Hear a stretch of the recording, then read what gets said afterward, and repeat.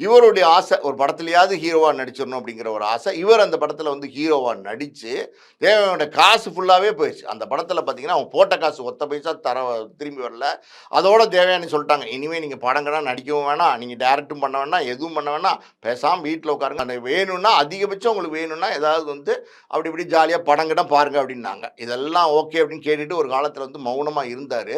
இப்ப இந்த ஏதோ ஒரு சேனல்ல போய் YouTubeல வந்து இன்டர்வியூ குடுத்தாரு. அது படம் பார்த்தீங்கன்னா, முள்ளும் மலரும்லாம் ஒரு படமா, உதிரிப்பூக்கள்லாம் ஒரு படமா அப்படின்னு சொன்னோனே, அது பயங்கரமா வந்து பேச்சு பொருளா மாறிச்சு, ட்ரெண்டா மாறிச்சு.